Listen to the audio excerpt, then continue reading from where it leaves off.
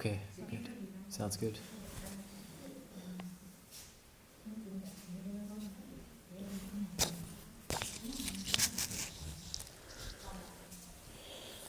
All right, and we're back for our afternoon practice session.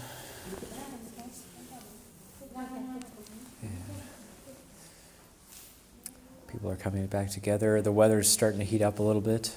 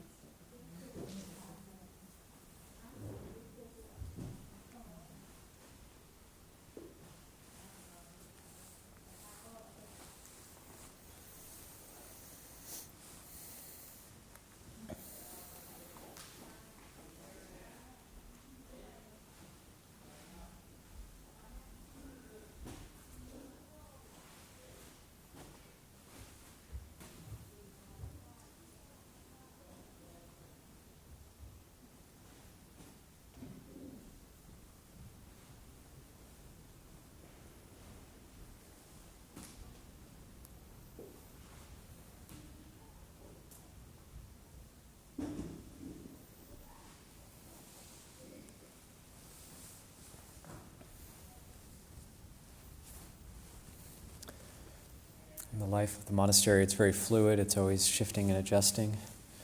And if there's something that is happening that doesn't work, then we're always willing to shift and adjust it within the boundaries of the precepts.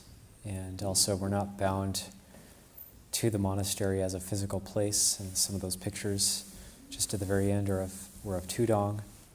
So we keep our precepts wherever we go. We keep the monks' precepts, and we can, as long as we keep our precepts in a way, we're taking the monastery with us wherever we go.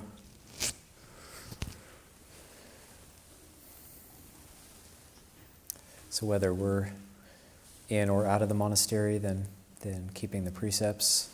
And so really being a monk actually isn't even dependent on being in a monastery. Actually can be outside of a monastery, but still keeping the precepts and keeping the standards.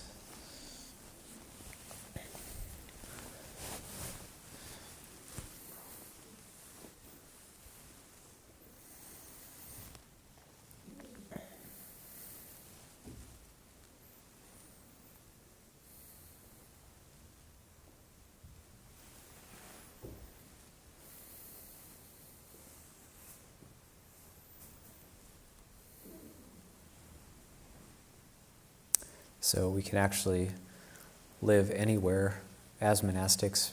Some situations and places will be more suitable than others.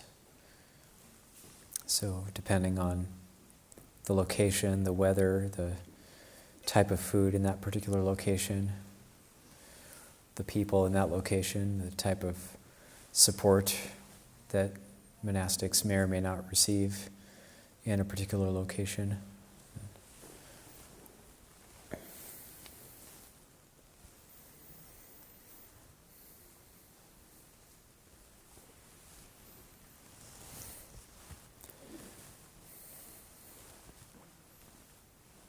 So like certain places that are talked about as unsuitable for a monastery would be like a border region.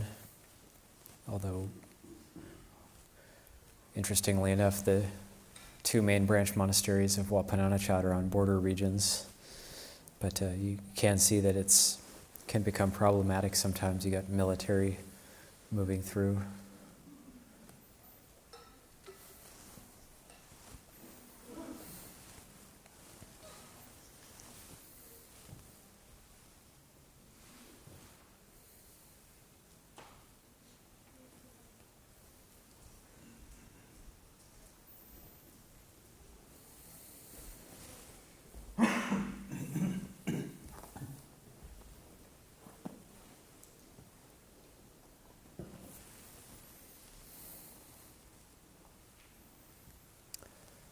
Looks like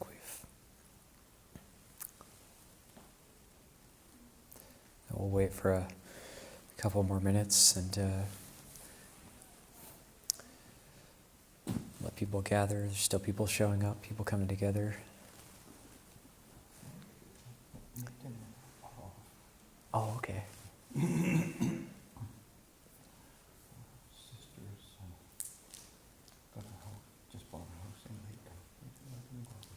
Oh, okay. So yeah, we can proceed with the Dhamma Talk request.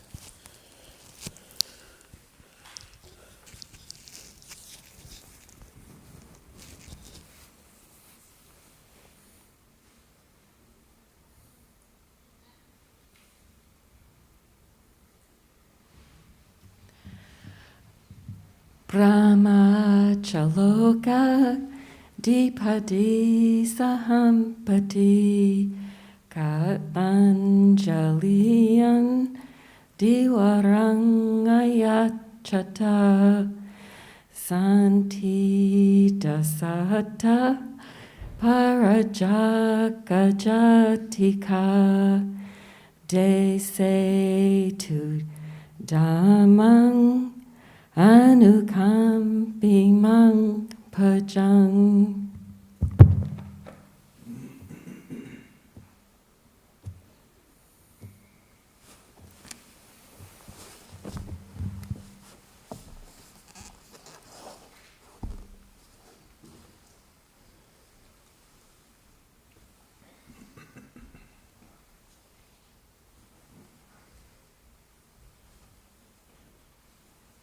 Kasame Bante Mahatero Dedu Dhammakatang Katetu.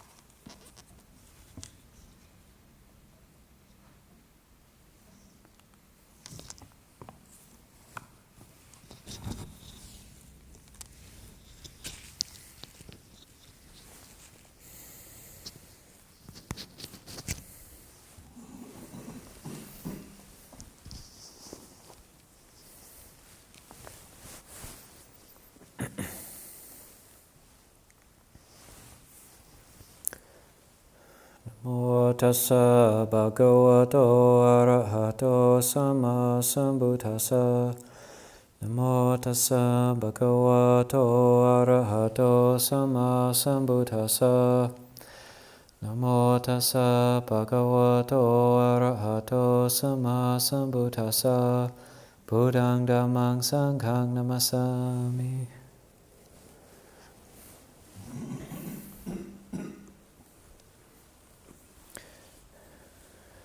So this is now June 15th, 2021, and Abhayagiri 25th anniversary retreat and day 7. So it's nice to have a big chunk of time, many days, to actually reminisce about things. And you can only really pack so much into 1, 2, or 3 days. So it's nice to have a period of time to reflect on these things and look at where we've been, where we're going.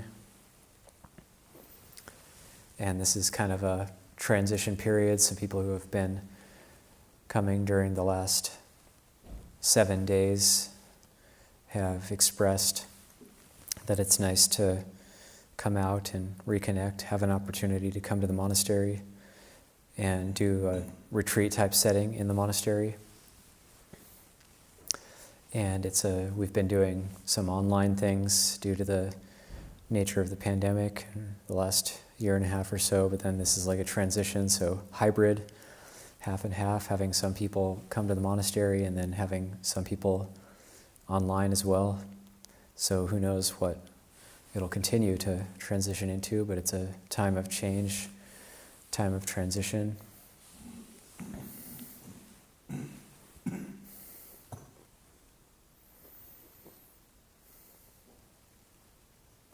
So we've done a lot of work over the last 25 years. Everybody who's contributed to the monastery, and just the community, the work of building the community, and the people who come here to train, and then going through all the difficulties of being an anagarika, being a novice, being a young bhikkhu here in the monastery, and all the difficulties that entails, and it's difficult to train the mind and to practice and to call into question our desires and go against desire and try to transcend sensuality. So it's not easy. That's what the monastics are trying to do. That's what we're trying to do with the ordination. So it's a very ordinary and could even be seen as a boring lifestyle, but I'm almost never bored as a monk. So not because there's a lot to do, but just because there's always something to look at with the right attitude. There's always something to look at with the mind. There's always a practice. There's always something we can be practicing with. So if boredom comes up, then that's something we look at. How are we generating that? It's not coming from outside. We're starting to take responsibility for all these things that arise in the heart. We feel them and experience these things. And if we don't yet know how to practice, we might still think these things are being imposed on us from outside. But actually, it's our experience. This is our experience. So this is where we see dukkha. Dukkha's arising right there on the inside, and the ending of dukkha also. So that's what Ajahn Mun and the different forest ajahns teaching, and even great practitioners. We don't have to just talk about the forest ajahns. We have Aya Sobana and Samaneri Kachayana here with us today. So I'm thinking about Mechi Gao and all the great female practitioners of the past as well. And they're saying the same thing. Some of my favorite teachings actually come from Mechi Gao, and one that stuck with me, and it's a very ordinary teaching, but she talks about we have to let go of our identifying with the past. So when we wake up in the morning, we say we've been sleeping, so when we sleep, we're in a different state than when we're awake. We're either dreaming, or we've at least temporarily let go of who we are. We've at least temporarily let go of the sense of self. Maybe it's coming up in various ways in our dreams, but we've temporarily let go of that, and different phenomena are perhaps arising while we're asleep, or even it might just be blank or empty, and then we wake up. And when we wake up, then we might be in a state, right when we wake up, we might be in a state where we're a little bit disoriented. We don't quite know where we are, who we are for a minute or so. And then we slowly reconstruct everything in our mind. And Meiji Gao is saying that we do this every day, like a ritual when we get up in the morning. It's like it's our own personal morning puja that we do every morning, is reconstructing who we are, the sense of self. And it's like, and all the past pains and things we have to remind ourselves to hold grudges about, and we have to remind ourselves who we like and we don't like, and we do that every day as a habit. And she said it's like fanning the smoldering embers of our life and keeping them hot and smoldering And so what we want to do is to cool them down, and that's very much the training. We want to cool down the smoldering embers of our past.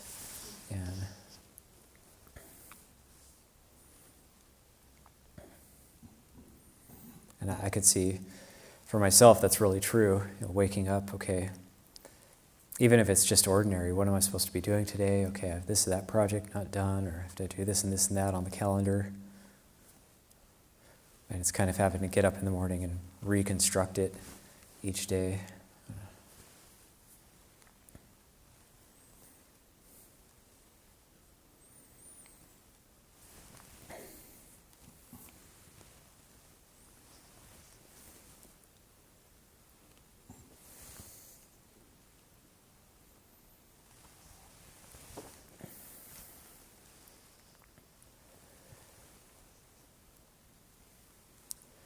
So a lot of what gets built up over time is that sense of communal harmony. Ajahn Kurunadhammo brought up, I believe yesterday, the circle meetings, the heart meetings that we have every 2 weeks. And that gets built up over time. We check in with each other. The practice of nonviolent communication over the years, trying to find ways to not come to blows with each other in a big community.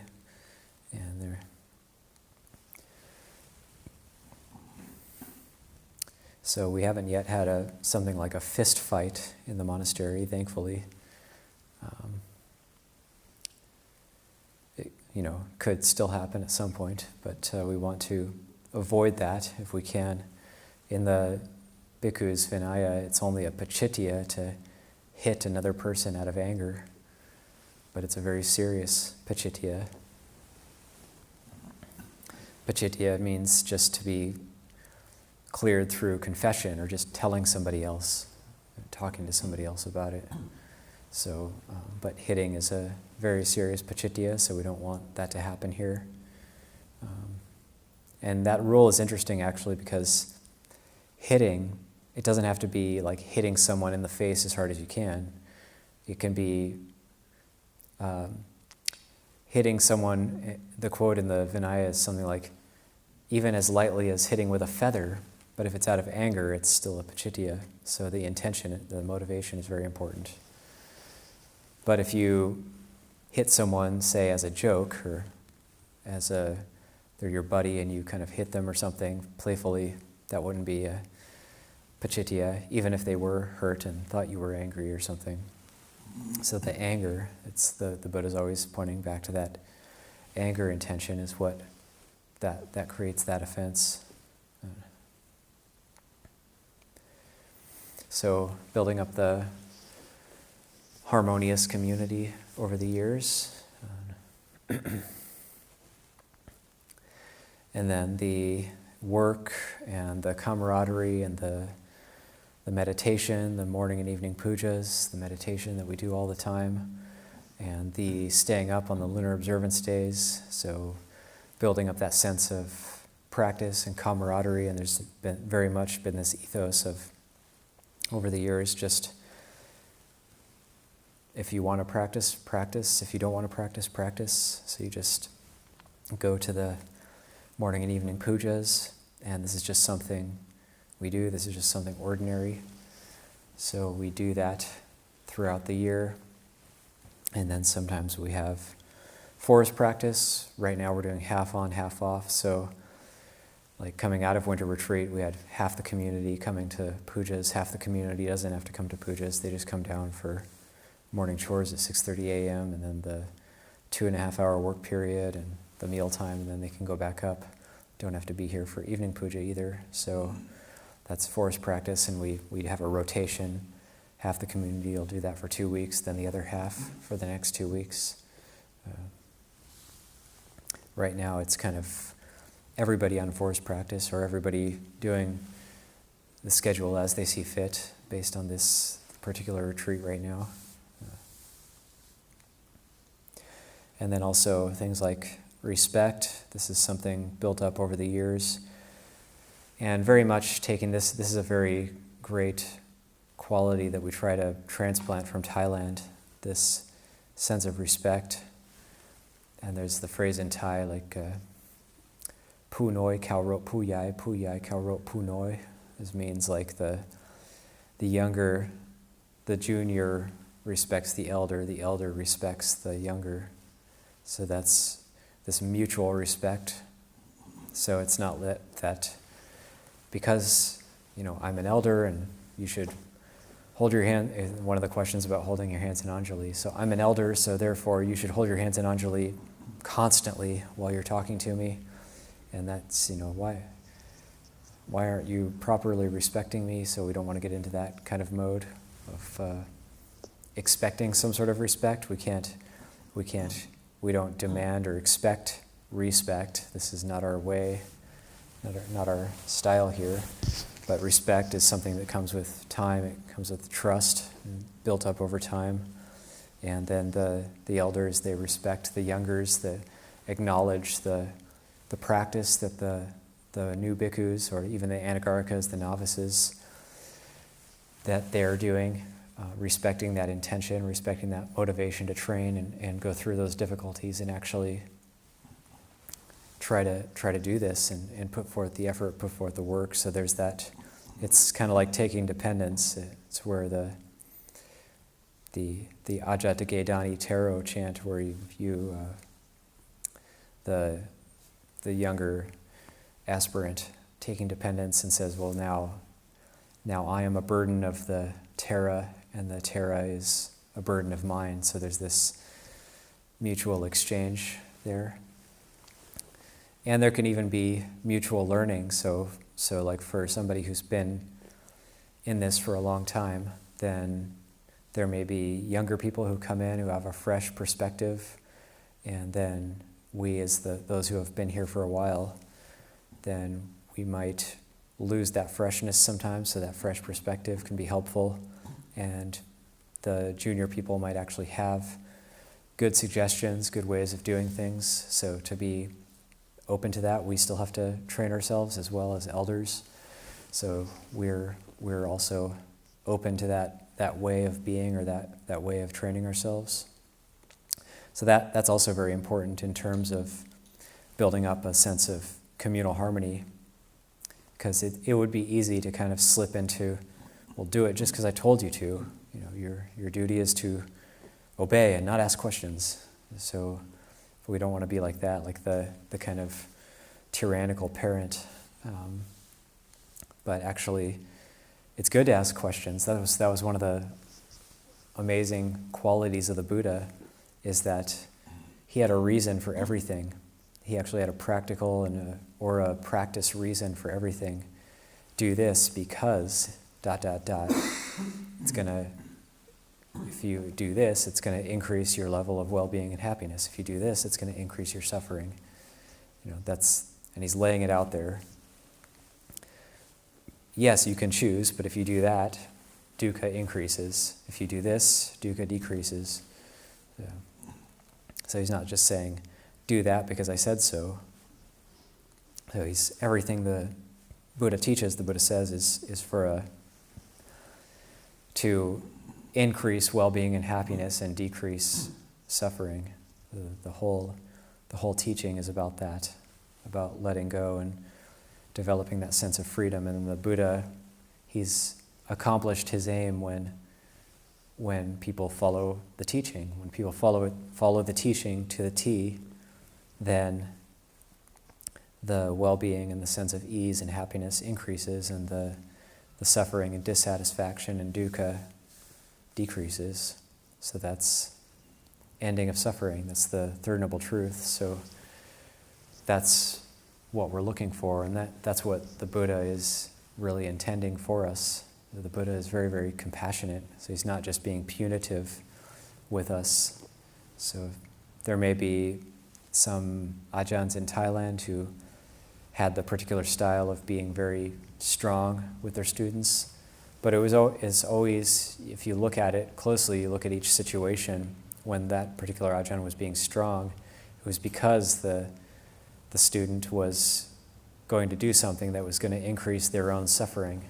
And they may not have known it or realized it, but say a breach of the precepts or some sort of inappropriate relationship with somebody else or anything, and then you might think, well, why is the Ajahn being so hard on me? Why are they so fierce? But then it's actually because they're doing something which is going to actually increase their own dukkha. So there's the very brief-lived dukkha of the Ajahn being strong with them, but then that can help to undo the long-term dukkha they're getting themselves into. So it tends to be with that intention, and if they're coming from a place of purity or pure-heartedness.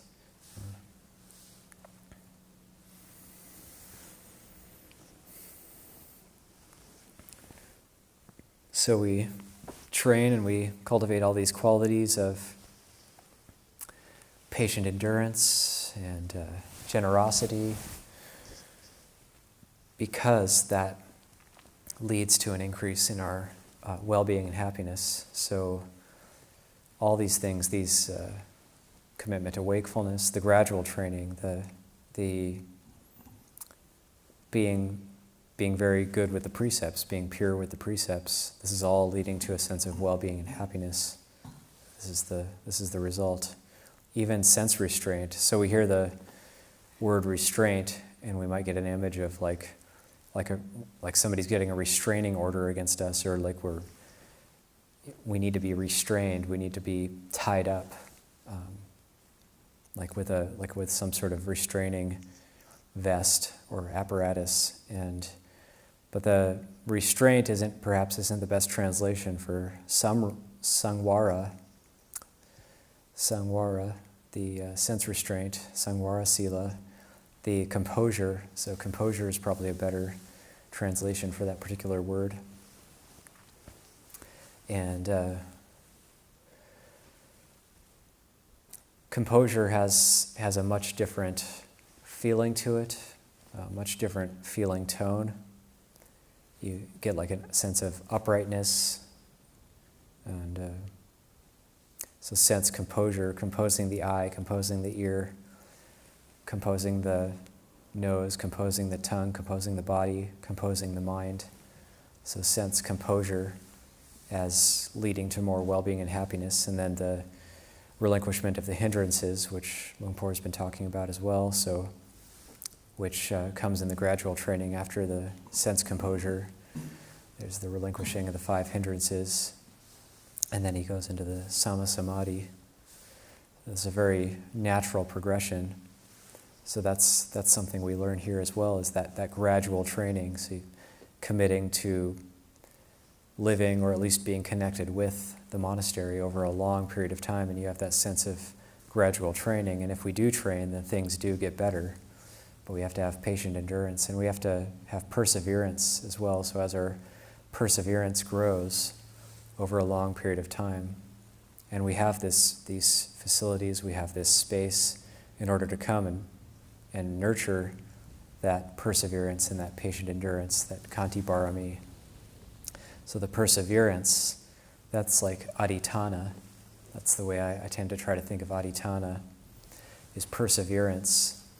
So we might think of adhitthana as like, well, I made an adhitthana to, not drink, not eat sugar for a month or something like that. So that's one type of adhitthana. But another way of thinking of adhitthana is following through. So to follow through with things. And the bigger, more broad brush adhitthanas, such as following through with the patimokkha, keeping the patimokkha sila purely, following through with the monastic life, meaning following through with it, meaning practicing, meaning seeing it through to the end. So that's also one way of thinking of adhitthana in a more broad brush sense. And we don't need to add too much on. So we already make that adhitthana to keep the precepts. Any other special practice we do is added on to that, but just making the adhitthana to keep the precepts is already really, really, really good. And then the important thing is just to keep going. one of the very common advices you'll hear, and you go to pay respects to like an Ajahn in Thailand, is just bai loi loi, just keep going. That's one of the most common pieces of advice. Patibat bai loi loi. It's like just keep practicing, just keep going. And that is really what it is. It's just, we might feel sometimes that it's not working, I'm not doing it right, my meditation isn't going well, my practice isn't going well, my mind is a mess, defilements, greed, hatred, and delusion. We can be like one of those woodpeckers, just like bashing our head against the metal gutter, and just, it's really, we can kind of harm ourselves by thinking like that. But if we just think, keep going, keep going, keep going. It's like being on a long hike, just one step at a time. And we're on a long hike. We're on a hike of, we're on a 100-mile hike, and we're just, why am I? It's not working. I'm not there yet. It's not working, but it is working. So it's only not working if we stop walking. So if we stop walking, yes, we're not going to get there. So we just keep going, keep going, keep going, keep walking, and we forget about it. And we say, okay, no matter how long it takes, I'm just going to keep walking. The analogy Ajahn Mahabua makes is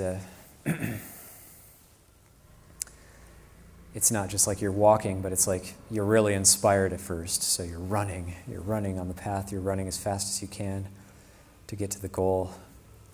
And then you get tired, you wear yourself out, and then you're walking for a while, and then the going gets more difficult, and you're slogging through the mud, and you're falling over, and you're falling over, you're on your stomach for a little while, you're being dragged through the gravel, and then you get up and you're crawling, and then you get up and you're walking. So it's really like that. But as long as we keep walking, keep moving forward, that also doesn't mean we're really frantic about the practice, or we might get really inspired by teaching and practice really hard for 3 days and then burn ourselves out. But we're looking for some sort of consistency. So this is we've probably heard it many times before, this is a marathon, not a sprint. It's not just a marathon, it's a ultra marathon. So just what's sustainable? What can I sustain? And what can I do that I can just keep going each day in and day out. Once we start to get the results from that, then there won't be something like boredom. It just won't arise. Luang Cha, in one of his teachings, he said, usually you've been a monk for about 5 years, and you reach the state we call bua, which is bored, fed up. It's not working. This is just pointless, hopeless. Senior monks aren't inspiring enough. So I used to think like that too. I remember getting to 10 vasas and thinking, wow, I would be really uninspired by myself when I first came here, because I had such hopelessly high ideals. And I remember journaling. I would journal a lot when I was first here as an Anagarika, and I remember looking back at the journal, after being an Anagarika for 6 or 7 months, and I was just so critical and so kind of hopelessly idealistic. And then I just remember it was kind of like seeing that and realizing, I don't think that's going to work to be like that. And threw it in the fire, in the sauna, when this is way too critical, way too judgmental, idealistic. So then learning over time to come to a more sense of, like Ajahn Achalo translates metta as non-judgmental awareness. So that sense of learning how to see the qualities on a deeper level of Dhamma, like going to Thailand and seeing Luang Por Liam, and a lot of different ajahns, meeting a lot of different ajahns, and learning how to see beyond the personality, and learning what are these Dhamma qualities. And sometimes they're very hard to see. So in the West, you get asked the question a lot, how do you know if someone's an arhat? I want to follow an arhat. I want to be sure that, and I like to repeat something. If somebody asks that question, I like to repeat what Master Hua would say about that. Master Xuan Hua would say, if somebody's an arhat, you're probably not going to know. It's going to be very hard for people to see, because they're not going to be advertising themselves. So usually, and then also a wise Western monk at Wat Pah Nanachat once said that in the West, if you act the part, you'll be seen as that. So like if you go around saying you're an arhat, people will probably start to think you're an arhat.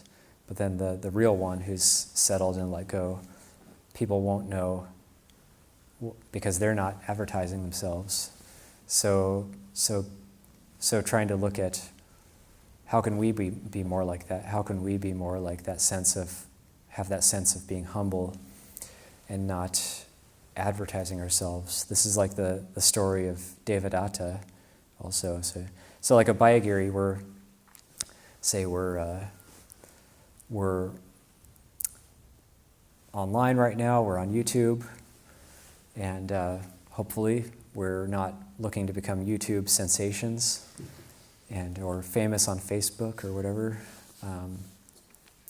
because this is like the story of Devadatta, which we read during the winter retreat, which is there's so much good Dhamma in that story.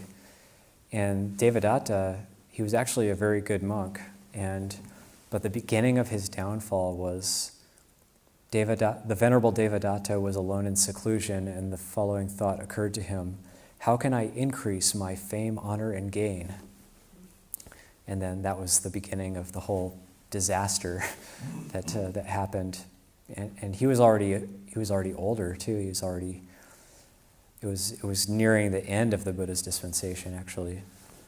So just to be careful of thoughts like that, if any of us have thoughts like that, just to be very, very careful of that, and then to not actually act on those thoughts, but to see them and recognize them for what they are, as a danger, as an arrow, as a dart, as a tumor, as something to be removed.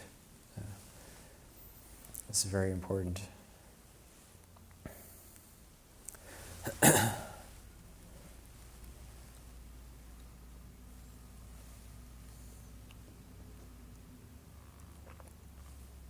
So there's that idea of not wanting to be too public, wanting to hunker down, get down to the practice, and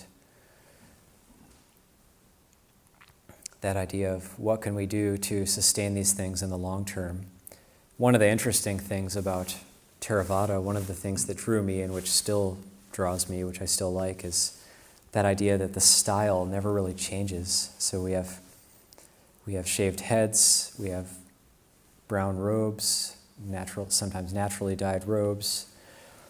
We live simply, we live according to the Vinaya, and so it's not a passing trend, it's something timeless. It's something that, it's like a thread, like a sutta, through time, through history.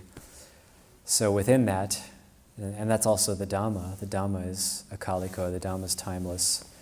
So through history, you have different trends and different empires rising and falling. So the Buddha, 2,500 years ago, you have the Buddha, but then you have Theravada monasticism, and within that thread, all the way to the present, you have the rise and fall of empires, the rise and fall of different trends, and we can apply that to the present time as well. So things that rise and fall in the world, rise and fall, rise and fall. The rise and fall of countries, the rise and fall of boundaries, the rise and fall of anything. Rising and falling is the world. The world arises, the world falls away. That is the world. The world is that which arises and falls away. Yeah. So we think of the world in that sense, that's more bound by time. Each aspect of the world is bound by time, but the Dhamma is timeless, so the Dhamma is a thread that goes through all of that and sees through all of that. So Abhayagiri, in terms of the facilities, that's really all it is a place to come and start to see that, start to gain a bit of a new perspective or a different perspective. Training the mind also, so facilities to train the mind. Training the mind is very difficult. We have our way of seeing the world and our what we call our ditthi mana. Lumpur Ban said ditthi mana is like an iron curtain that's in front of us that's very difficult to get through. So our ditthi mana is the way we see ourselves in the world, however that may be, however correct or skewed it may be. That's the ditthi mana, and there's also the dittupadana, the clinging to views, and we tend to be more stuck to these things than we like to admit. It's very, very difficult to get through that, to let go of the clinging to views, clinging to viewpoints. Just as a thought exercise, if we have an opinion about something, it could be anything, are we able to actually, say, bring to mind somebody who disagrees with us about something and actually say, what if I said that? What if I did that? What if I thought that way? Oh no, I would never do that. I would never think like that. I'm not one of them. So really just doing that thought experiment can be a very healthy, very good Dhamma practice to remain very open and non-judgmental awareness, to have that non-judgmental awareness for. So, well, I can have metta, but not for them, or not for this particular person, or not for this particular group. But then what is that? I mean, that's not boundless. That's not what we're looking for. So that's judgmental awareness. So what we want is non-judgmental awareness. And why do we want that? We want that because it leads to peace and happiness for ourselves and others. It's not that we want it just because the Buddha said we should do that, or a monk said we should do that. But the reason hopefully that we're saying you should do things is because it's going to lead to a sense of ease and well-being and a greater level of happiness, letting go. Also, ditthi-mana, it binds us. So when the Buddha says there's one taste to the Dhamma, the taste of freedom, that's being unbound from things like clinging to views, clinging to sensuality, and so on. Any type of clinging to the world in general. So that this is, we're enslaved. We're like slaves to this. We're slaves to our own way of seeing things in terms of the world. So trying to extract ourselves or break free of that is quite difficult, and the main reason it's difficult is that sense of identification. So we're identified with these things, with the way we see things. And this also creates the world. So the world we notice, the way vijnana is directed. Vijnana is like directed consciousness, so divided knowing. Vijnana, the way vijnana is directed is based on our ditthi-mana. And we actually create the world outside of us based on directing our awareness to where we know it's going to get the validation, where we know it's going to get strengthened, where we know it's going to strengthen the ditthimana more, and that's when the ditthimana is actually doing the directing. So let's try to back up the Dhamma, have the Dhamma do the directing. So like, well, rather than focus on this aspect, maybe focus on not sure, or impermanence, or the nature of change, or we don't.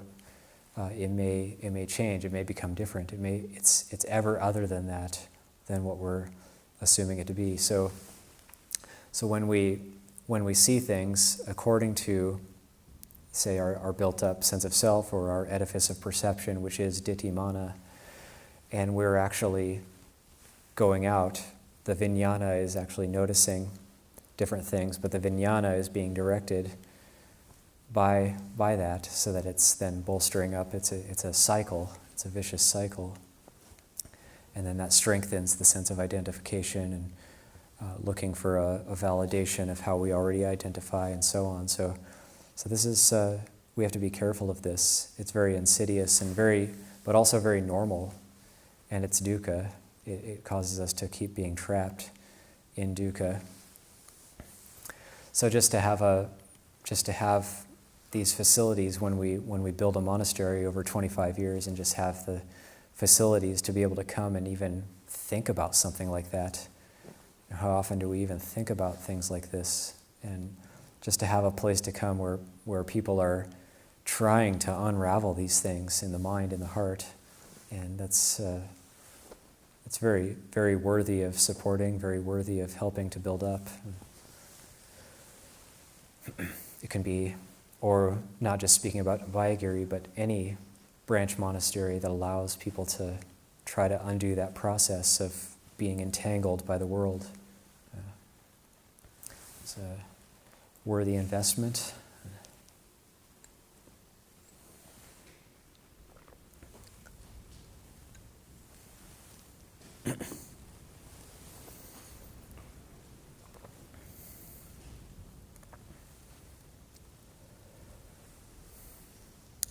Abhayagiri, that's Longpa was talking about that word earlier as well, so fearless mountain, but Abhaya meaning being translated as fearless, Giri meaning mountain, but Abhaya also having connotations of a place of safety, a place of security.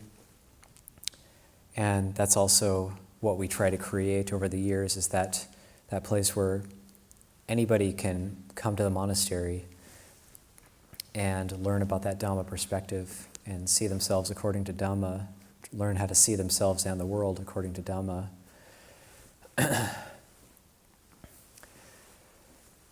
So that's a gift of, that's abhayadana, a gift of safety, a gift of fearlessness, a gift of security.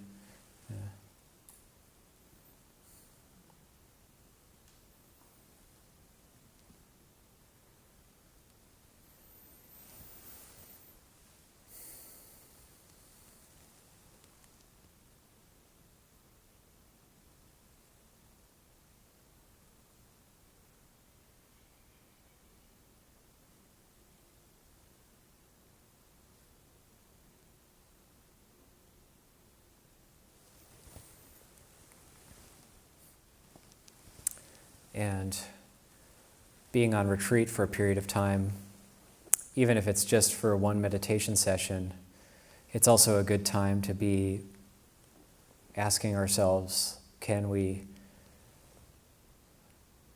drop our past and our future, at least temporarily? Can we drop our projects and our plans and our agendas, at least temporarily, and not to permanently let go of them, but we can at least set them aside for the time being. We can at least set them aside for one retreat, or for, if not for one retreat, then for one meditation session. We can at least set aside all of the things that are normally driving us in the world and just feel that and see, what is that like?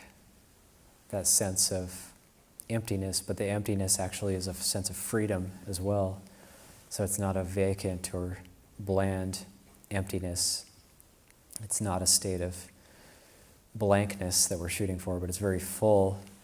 It's very fulfilling, and it's very full, and we'll feel very good to not be bound by the things that we're normally bound by. It'll be very cool and clear, fresh, bright, stable.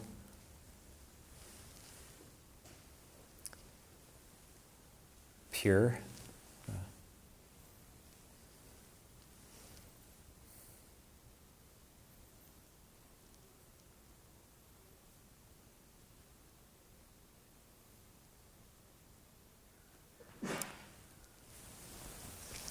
If we're able to do that, if we're able to drop things at least temporarily, and we might even start to think, well, why didn't I do that before? Why didn't I think of doing that before? How could I have not seen that? It was so obvious. Letting go of anger leads to such well-being that how could I have not seen that before? How could anybody give rise to that if they knew that letting go of anger, letting go of ditthimana would lead to such freedom and well-being and ease and happiness? If people knew that, then well, of course, everybody would drop it right away. But that's what makes the practice difficult. The mind is very habituated in certain ways. So the way we pick things up is very habitual. And we just keep going, keep going, keep going. It just takes time. There's that time lag between starting practicing and actually getting at least little drops of the fruits of the practice. And when I say fruits of the practice, I'm not talking about like Maggapala necessarily, not talking about like these super mundane achievements necessarily, but even just ease and happiness that we didn't have before, that just come from just the mind starting to get trained to be able to let go of things. That's like provisions for the journey, that ease and happiness that we get when we start to receive just a little bit of the fruits of the practice, but then it takes time. We actually have to keep walking, keep going to get to these places. It takes time, it takes years.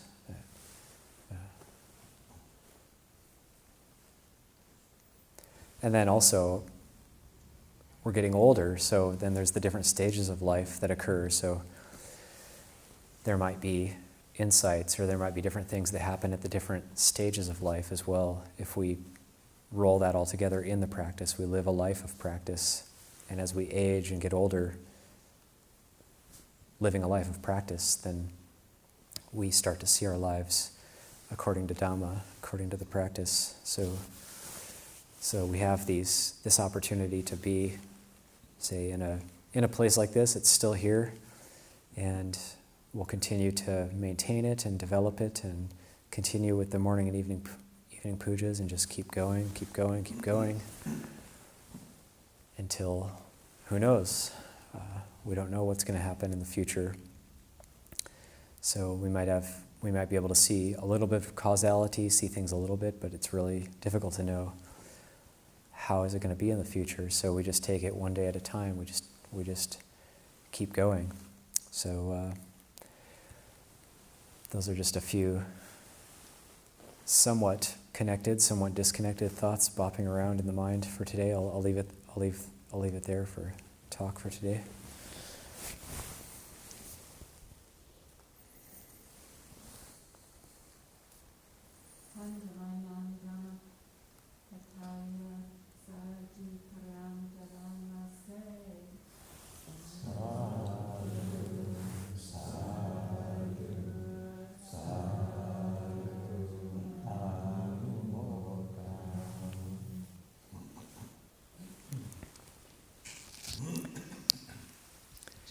Okay, it's not quite 2 o'clock, so we'll have maybe about a 10-minute break, and then anybody who wants to do the forest walk, it's starting to heat up a bit, so make sure to wear a hat or something, and that'll be meeting at the bell tower, or people can keep sitting in here or do walking meditation in the cloister area.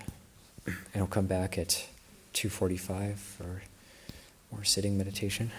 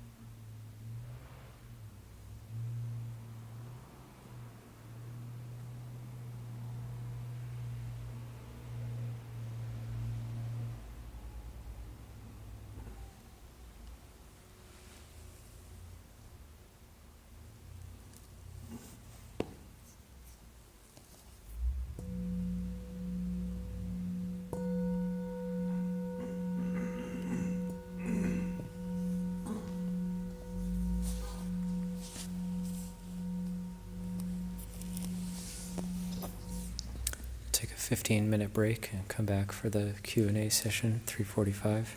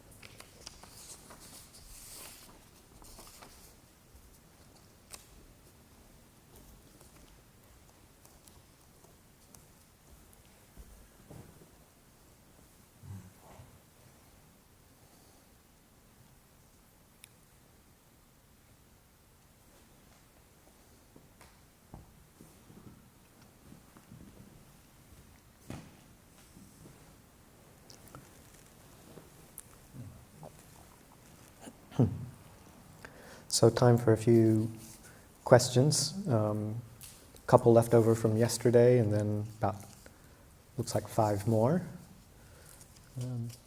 See what we get through.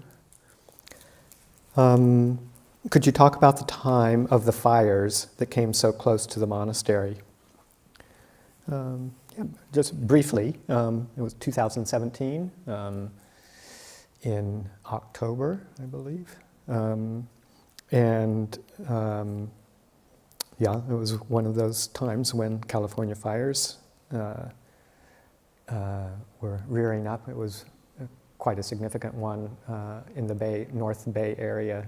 There were several of them that occurred at the same time, and one occurred just across, began in Potter Valley, which is one valley over from us. And because of high winds and very, very dry temperatures, it spread very rapidly over the hill and in this direction into Tom Kai area of Redwood Valley. And basically, to make a week-long story condensed and short here, it came through the Tom Kai Road area, pretty much wiped out some very large chunks of the area, and including the houses of several of our supporters and friends. Sandra's not here today, but she's a regular friend of ours, and her house was destroyed. All this was happening in the middle of the night, 1 o'clock in the morning, midnight, 2 a.m.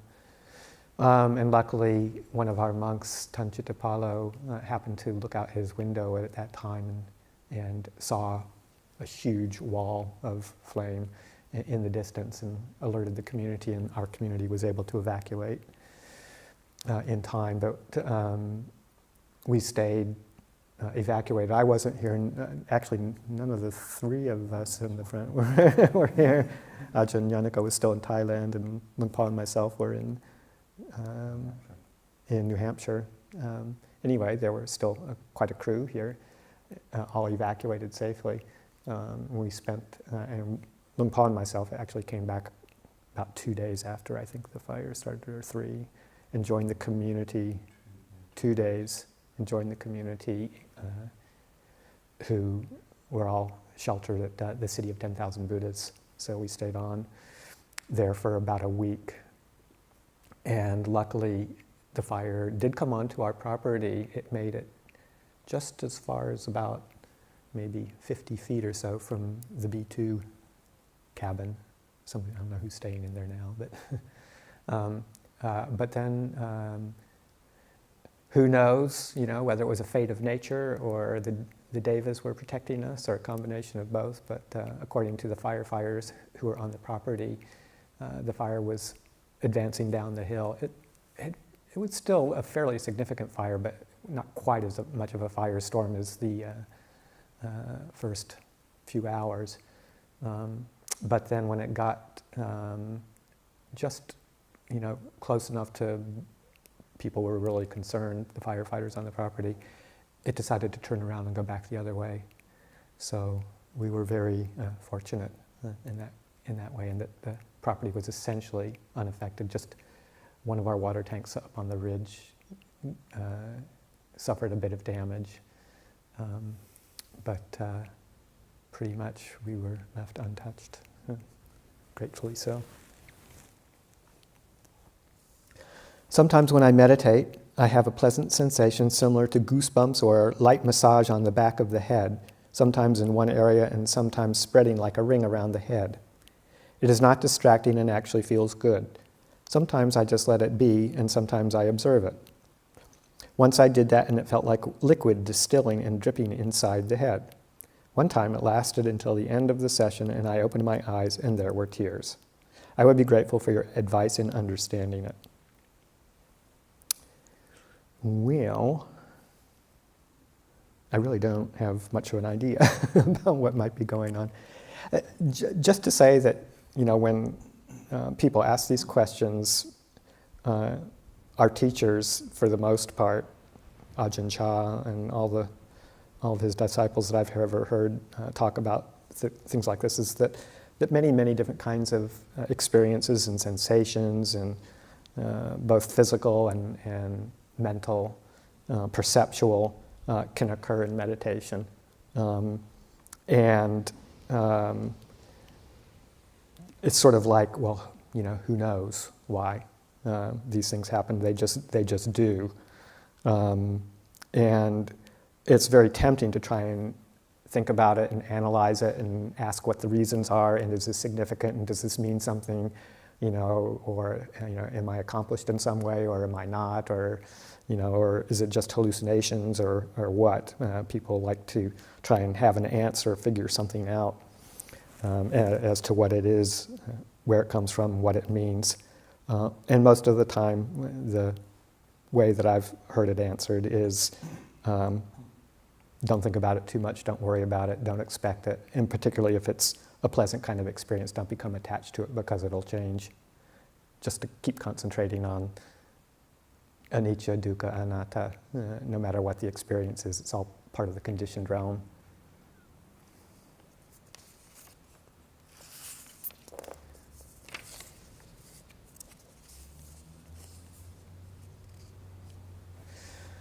What are the sufferings you still struggle with?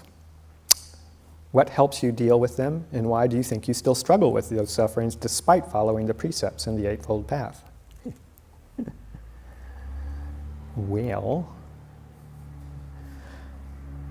the sufferings that I still struggle with are greed, hatred, and delusion. Not necessarily in that order, but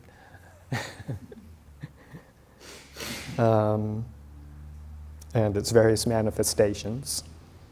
I think one of the things that is commonly acknowledged is that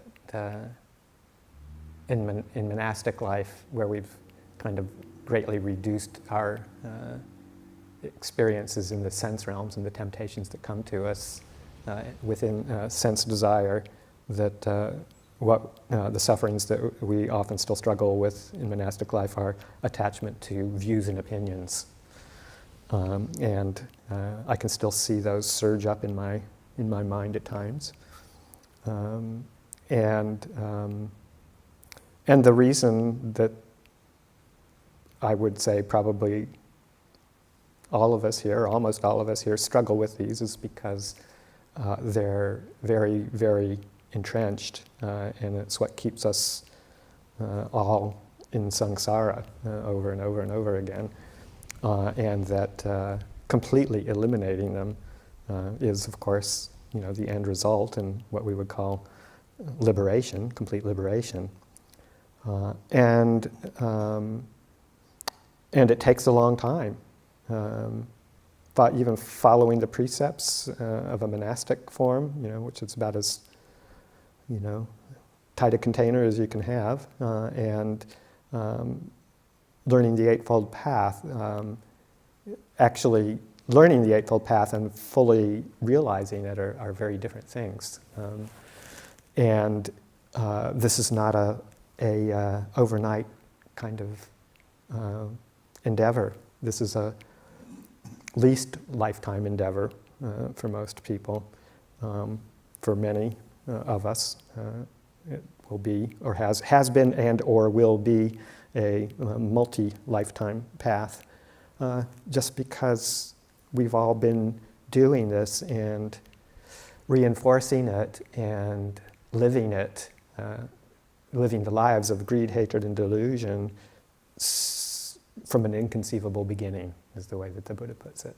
We cannot possibly conceive of how many lifetimes and eons that we've been involved, rolling around in all of this and reinforcing the mental habits, the mental leanings that keep us going with our suffering. But with diligence and good effort, we can break that cycle. We can break that pattern. And just knowing that is, I'm feeling quite inspired by the Buddha's teachings, because the little bits that I have been able to realize and put into practice and experience gives me a sense of faith that this is the way to let it all drop, if I can just hang in there and not get overwhelmed. And so can you.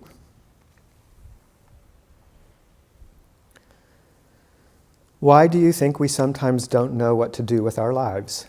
Did you experience this before becoming a monk, and do you sometimes still do experience this? What helped you when you felt that way, if you ever did? Yeah, I did. But particularly before I became a monk. It took me quite a long time to make the decision to ordain, even after being exposed to the monastic communities for many years. It wasn't easy to make that transition. And, it's just, why do you think we sometimes don't know what to do with our lives? It's because we're just all confused. We think that we'll find happiness and contentment and satisfaction in the realm of conditions. And it gives us enough positive feedback that we get fooled for a little while and think, I finally got it. And it takes a little while to realize, oh, I didn't, after all.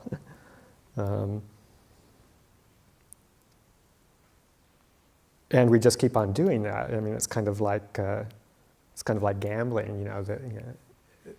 Casinos and places of gambling, make it so that they give you just enough feedback and you win just enough times that you think, okay, I got it. Yeah, this is great. I'm on a roll. But the system is rigged. The casinos, they know the odds, and they're going to make a lot of money off of the aggregate. So, life is generally like that. We get fooled by the appearance, and we think we think we're going to win the big one. If we just find the right, angle, or the right sense experience, or the right whatever. And that's Mara. Mara's got us that way. So it's just kind of relentless reevaluating all of that, looking at it, being honest with yourself, asking yourself the questions, is this really satisfying in the long term? Is this really going to last? What's going to happen, tomorrow, the next day, when this experience fades, whether it's even a sublime spiritual experience that we attach to, and we think, now I've got it. Whether it's that or in the sense realm, or in our personal lives or our relationships, we just have to be brave enough to ask ourselves the question, where will this end? Will it end? And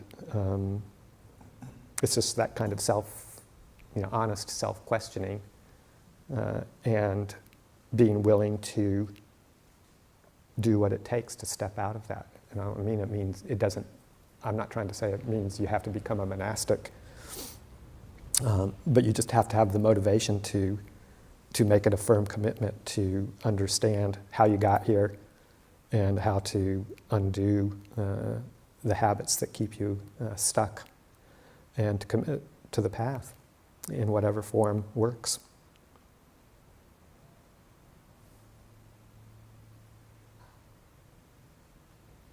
Dear Ajahn, how does one practice wise sense restraint in lay life where one has to deal with family, friends, co-workers, and so on, especially on the level of speech and emotions that one encounters? Thank you. Well, it's the same in monastic life, where one has to deal with family, friends, co-workers, and so on. We've got them all too. And it's a little bit, sense restraint is I think probably maybe the question also, it's not just sense restraint, but restraint of speech and action is kind of, seems like where the question is pointing towards. Speech, especially on the level of speech and emotions that one encounters. Because sense restraint, it does involve sense restraint, but sense restraint meaning what it is, how we attend to the world around us.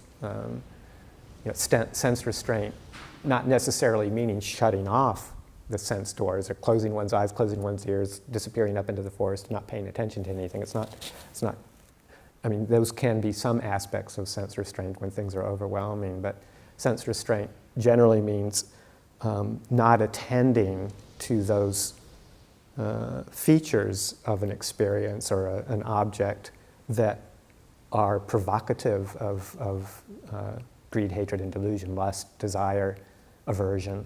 So knowing how to properly deal with sense data that comes in, how to view something that would normally be enticing to you or attractive to you or repulsive to you, how to see those sense objects or hear or experience, through any of the six sense doors, how to attend to them in a wise way that doesn't ignite or support those underlying tendencies towards desire or aversion.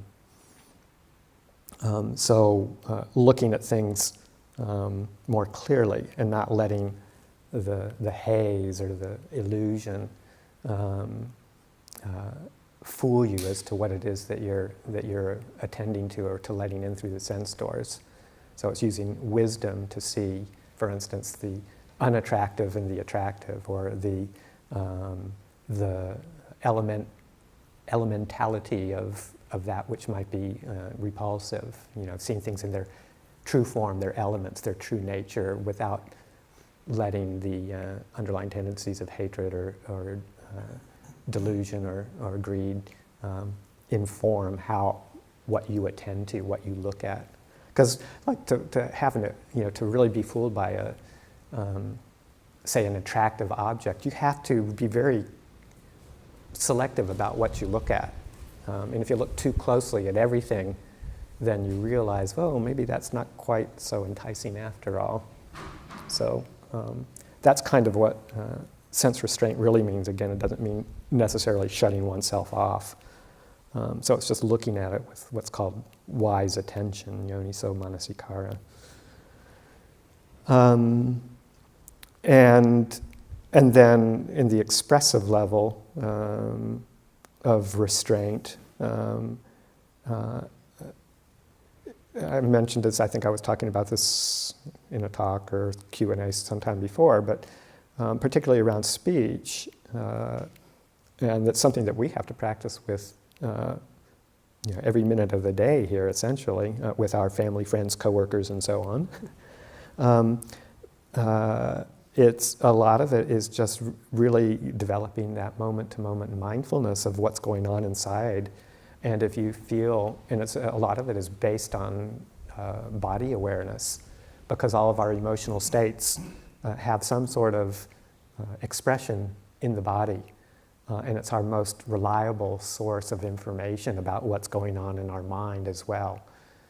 So if we want to know what's happening on an emotional level in our hearts and our minds, the more we fully attend to the body and its various ways that it registers these mental experiences, the more we're going to know when, say, an unskillful response is about to happen. So like, we have a difficult encounter with a co-worker or a family member or a friend, and if we're really, practiced and well attuned to our bodies, fairly quickly we see that kind of, emotion start to rise up and surge as like a cramping in the stomach or a tightness in the chest or a heat in the body. If there's like a lot of emotion, the heat rises up, the face flushes. So, or the hands get, something tenses up, and kind of grabs. So the more we're aware of that, the more it's like, okay, there's a warning here. This is like, okay, if I act on this, if I say something in this state of body-mind, it's quite possible that it's going to come out in an unskillful way and not be of any use to anybody, and that I'll regret it later. So exercising that kind of practice of mindfulness and clear comprehension, just as this is how we want to live our lives. This is the daily practice, whether we're sitting on the cushion or going about our daily business. And then practicing the restraint of particularly of the speech faculty. The saying, if you feel like you're about to say something in response to a difficult situation, and there's that sense of tension beneath all of it, then sometimes the most skillful thing to do is to skillfully and politely excuse yourself and withdraw from the situation until the emotion inside of you has settled down to a point where you can respond in a way that's going to be useful. The Buddha prescribed a certain number of conditions that one should meet before one, gives somebody some feedback or responds in some way. And honesty, of course, is at the foremost, but also knowing the usefulness of it. It's sort of like, what I'm going to say not only be the truth, but is it going to be actually useful to this person? Are they going to take it in the right way and be able to use it in a way that is going to be helpful? And to do it with a heart of kindness as best you can. And knowing the right time, the right place. You don't do it in front of a group of other people or in front of other friends, family members. Try and find a quiet place where there can be a bit more ease and trust, and knowing the right time. Is this person in a state of mind that they'll be able to hear what it is that I have to say? So there's a lot of conditions for practicing right speech when the emotions are running high. And I've done it before, and the more I do it, the more I appreciate it. So that if I'm feeling, like a little bit charged with something, it's okay to say, well, I'm not ready to talk about this yet. I think I'll, leave right now, and then perhaps we can get together again and talk about this, when I'm in a clearer state of mind. And just to be able to say that gently and then withdraw, and then kind of let it process through you.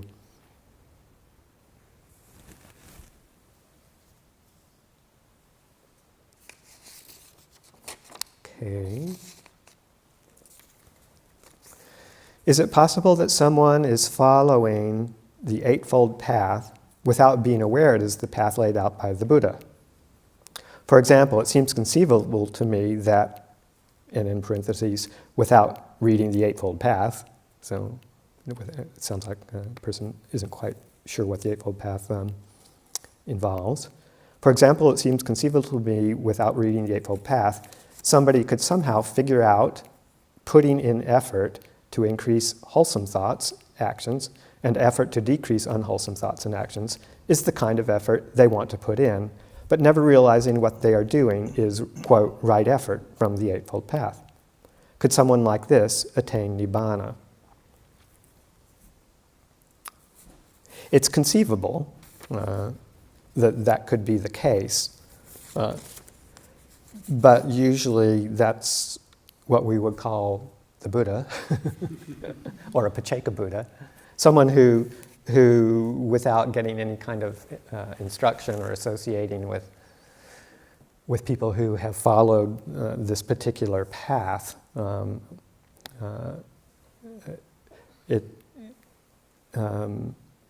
it's a very rare event that a Buddha, that a being appears in the world that can really has the parami, the goodness, the merit, the years of preparation, the lifetimes of preparation, to be able to discover and practice the Eightfold Path to Nibbana without a teacher. or without some sort of instruction or connection to other beings who have done that. And that's like, the Buddha of our age, the Shakyamuni Buddha, self-realized or self-enlightened Buddha, he did do that. And there are examples of what they call Pacceka Buddhas, which aren't fully, they're not some Buddhas, like the Gautama the Buddha, where they actually establish a dispensation and teach and establish a monastic order, and they're more solitary. But they are also self-realized. Very, very, very rare. So yes, it is possible theoretically, but very, very, very, very, very, very rare. I don't know if I said enough varies there. So, we're lucky though that we don't have to worry about that because we've got the teachings here, and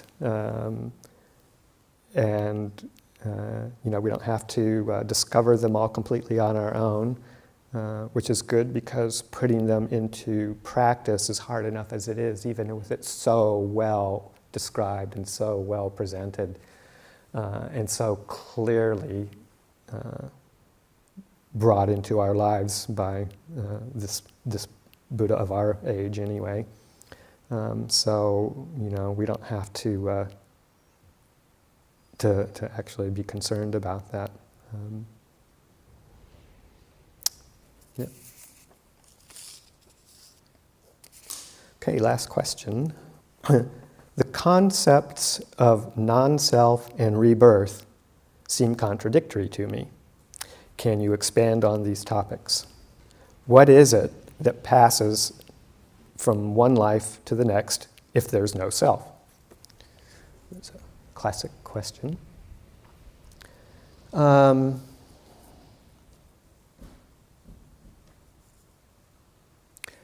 So I guess first,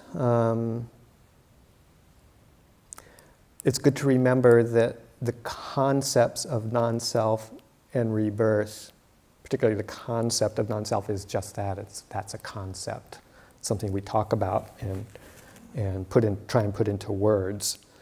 But I actually prefer the translation of anatta as not self rather than non-self. To me, it seems like a little more descriptive of the process, rather than trying to turn it into a philosophy or some sort of treatise, something to believe in. And the Buddha really never categorically said there is no self. The whole teaching around anatta and not self, I find it's better to describe it as kind of a strategic contemplation rather than a doctrine that one should understand and believe. That it's best to regard all of the teachings around anatta, not self, as a contemplation that helps one to understand the nature of our experience. So that rather than saying categorically there is no self, the Buddha's teaching is, well, look at everything that we presume to be ourself, and question that, and not just question it up here. It's not just a mental exercise, but it's a deep experiential reflection and investigation based on having a very, very clear, settled mind that's free from the hindrances. So there's a bit of preparatory work. It doesn't mean we can't do these contemplations and considerations before that happens, and sometimes that's a very good way of actually helping to settle the mind, is conceptually thinking about these things. Actually the investigation and the calming are processes that can happen at the same time, and one supports the other. But to gain a real deep insight into anatta, one needs to have quite a clear, still mind that's not involved in any of the hindrances or darting off and getting lost. And that one investigates, again, that presumption of what it is that we normally regard as self. And what we normally regard as self are what the Buddha calls the 5 aggregates or the 5 khandhas, essentially body and mind, or in some combination is what we generally experience as this sense of me or I or mine. So the 5 aggregates being this body, and then the mental aspects, the other 4, the mental aspects of feelings and perceptions, mental formations like thinking and emotions, and consciousness itself, either by themselves or in some combination with each other, or taken all 5 together as a whole, is what we usually regard as myself, or who I am, or at least something that there is something that owns it. And going through systematically and questioning that and looking at that and investigating that is a strategy. It's a contemplative strategy. And the goal of that strategy is to realize what it is that you've normally assumed to be self in some way or another, and kind of teasing that apart and deconstructing that, and seeing what that experience results in. And when one realizes to a very deep extent that body, feelings, perceptions, mental formations, consciousness are not self in the traditional way that we would define a self as unchanging, solid, under our control, that kind of a thing. You know, when those aspects of what we would normally consider something that applicable to a self don't hold up, then we experience a sense of disenchantment. We're not fooled by that perception any longer, and that sense, that perception of an unchanging, always abiding entity that we would call a self, it just doesn't make any sense anymore. We can't be fooled by the illusion, and we become dispassionate towards those aggregates that we were caught up in thinking as who I am. We turn away from them in a sense, and drop them as something to take refuge in. And the result is this, it's an experience, or it's an understanding of not self. But it's not something that we have to believe in, or sign on the dotted line, or analyze conceptually. It's something that comes as a conclusion to, it's an experience that comes as a conclusion to this kind of strategic investigation. So that's really, I think, the best way to regard the teaching on anatta, not self. And how it fits in with the idea of rebirth as well, that gets to be a little complicated, and a lot of times when people would ask the Buddha this question, he basically just wouldn't answer it because it just gets people too wound up and confused. But essentially, what's reborn, or what moves, what conditions rebirth from lifetime to lifetime when this body passes away. What's reborn, in a sense, are all of our mental tendencies of greed, hatred, and delusion, or, on the positive side, some of the positive qualities, the paramis that we've developed. Those are mental impulses that just pass on to the next lifetime. There is some reference in the suttas to a form of consciousness called the rebirth consciousness. But I often feel a little hesitant to even talk about that, because then as soon as you start talking about that, people start to solidify that into a material object or a mental object, in trying to fix it into place like a soul or something like that. But if you think of consciousness as a process rather than as a something, then you can just see, consciousness, the experience of consciousness is a momentary experience in our current life, right here, right now, that is dependent on the previous moment of conditioning. So one moment conditions to the next moment of conscious experience. It's not the same thing. It's not a solid, unchanging entity, but it's a process of awareness and experience that is dependent on what's happened before it, and what we put into it right now conditions what comes afterwards. And to realize, at least for me, it seems pretty clear that there is such a strong momentum of greed, hatred, and delusion that keeps passing on from one moment to the next, that it's hard for me to believe that when this body goes, that momentum just stops and that there is nothing else. And that momentum seeks a position, a place to land, another place to land. And that's what the process of rebirth is, whether it's landing in something in this lifetime, like in another story, another, argument, or another relationship, or whether it's landing in another body when this one is gone. It's all the same process of movement from one moment to the next of these impulses. And it doesn't necessarily have to have the quality of, in fact, it doesn't have the quality of an abiding, unchanging self. Okay. So that's the end of the questions and answers for today. And I'll turn it back over to Ajahn Gnani Ko. Thank you, Ajahn Kurdadomo. And we'll end a few minutes early today. We'll end with the chant on page 37, Buddha's Words on Loving Kindness in English. It's page 37, book 1.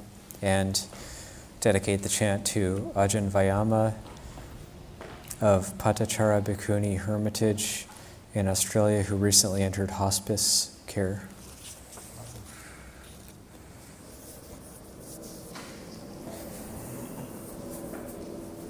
This is what should be done by one who is skilled in goodness and who knows the path of peace. Let them be able and upright, straightforward and gentle in speech, humble and not conceited, contented and easily satisfied, unburdened with duties, and frugal in their ways, calm and wise and skillful, not proud and demanding in nature. Let them not do the slightest thing that the wise would later reprove, wishing in gladness and in safety. May all beings be at ease, whatever living beings there may be, whether they are weak or strong, omitting none, the great or the mighty, medium, short, or small, the seen and the unseen, those living near and far away, those born and to be born. May all beings be at ease. Let none deceive another or despise any being in any state. Let none through anger or ill will wish harm upon another, even as a mother protects with her life her child, her only child. So with a boundless heart should one cherish all living beings, radiating kindness over the entire world, spreading upwards to the skies and downwards to the depths, outwards and unbounded, freed from hatred and ill will, whether standing or walking, seated or lying down, free from drowsiness.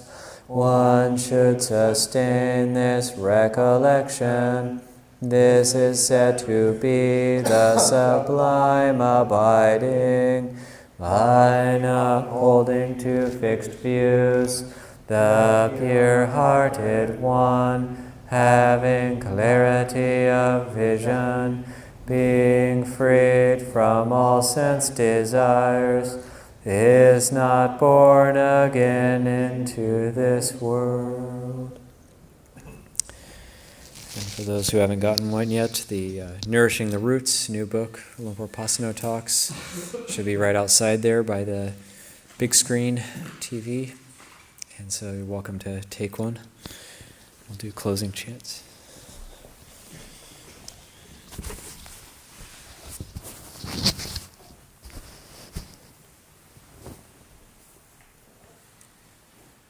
Arahang Samma Sambuddho Bhagava, the Lord, the perfectly enlightened and blessed one, Buddham Bhagavantang Abhivademi.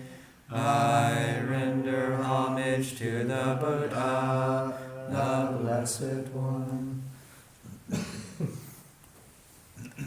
Swakato Bhagavata Dhammo, the teaching so completely explained by him.